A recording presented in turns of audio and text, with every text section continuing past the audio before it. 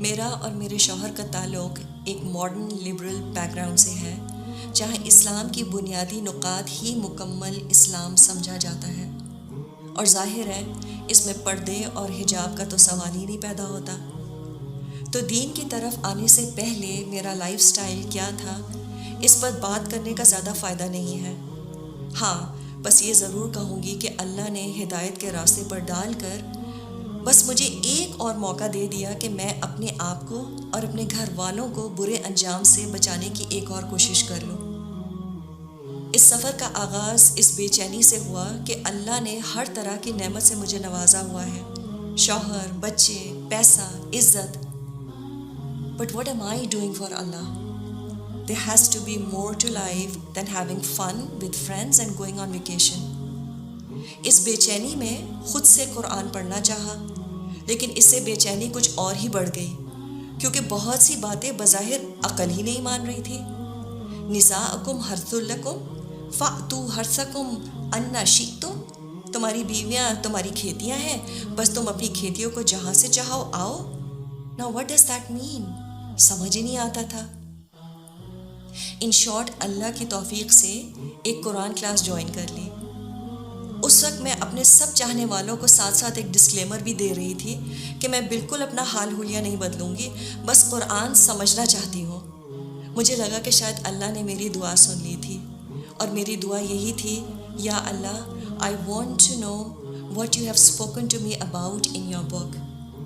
اور اللہ نے مجھے قرآن سے ان 2 سالوں میں ایسے گزارا کہ میری تو زندگی ہی بدل کر رہ گئی۔ I still remember، ہم سورہ بقرہ کی ایک آیت سے گزر رہے تھے، جہاں ابراہیم علیہ السلام نے اللہ سے اپنے آنے والی نسلوں کے لیے ایک دعا کی تھی، ربنا وجعلنا مسلمین لک ومن ذریاتنا امۃ مسلمۃ لک۔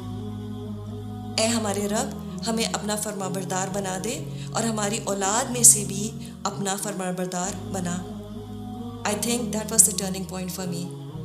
بہت روئی کہ میرے بچوں کا کیا بنے گا، اور خیال آیا کہ اگر بچوں کو آگ سے بچانا ہے then I will have to move faster۔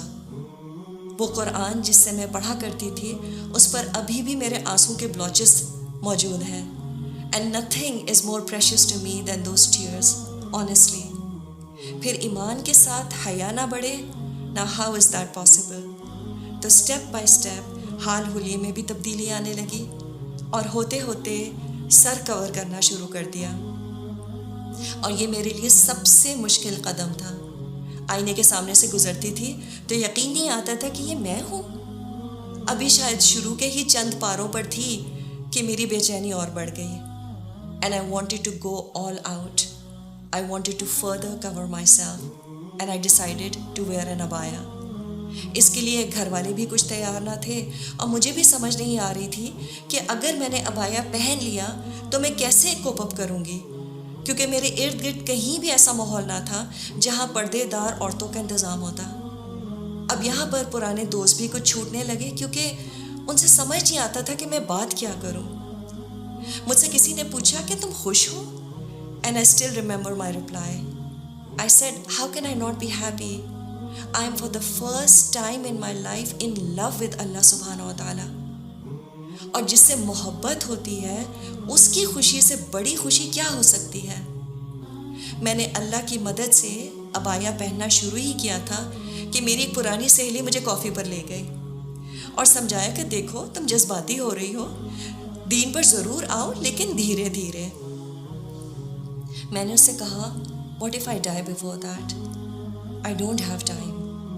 اور بجائے اس کے کہ میں پردے کی آیات کا انتظار کرتی، میں نے ایک رات رو رو کر گزاری اور اللہ سے دعا کی، یا اللہ، مجھے پتہ ہے یہ کلام برحق ہے اور اس کے سارے احکامات واضح ہیں۔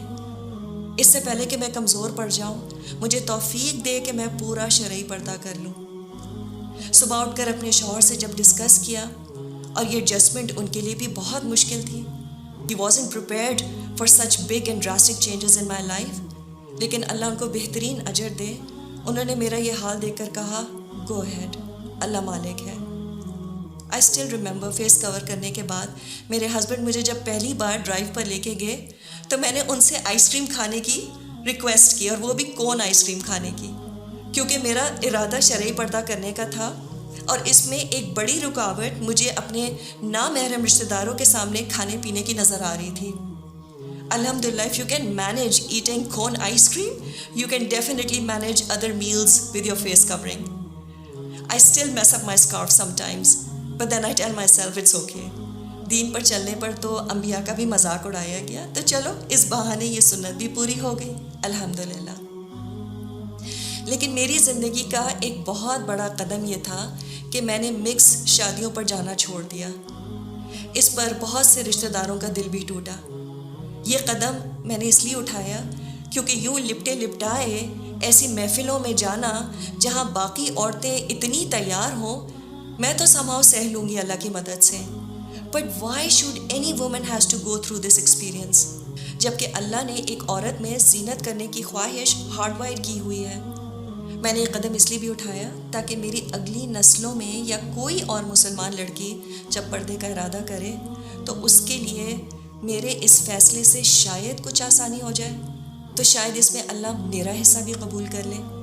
اور واقعی اس کے بعد جو بھی میری زندگی میں لوگوں کے اعتراضات آئے، مجھے اللہ نے ہی سنبھالا.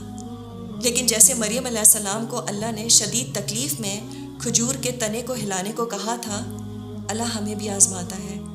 He wants us to see shaking the date palms in our lives. اور اس کے بعد اللہ کی مدد ضرور آتی ہے. میں یہ تو نہیں کہوں گی کہ اس کے بعد میری زندگی بالکل آسان ہو گئی، پردہ کرنا آسان ہو گیا، لیکن یہ ضرور ہے کہ اس پردے نے مجھے ایک عجیب سی انر سیکیورٹی، ایک اسٹرینتھ دی. اور رات میں میں جب سونے لیٹتی تھی تو سکون سے سوتی تھی، because I felt that all that struggle will be absolutely worth meeting Allah and seeing His face in the hereafter.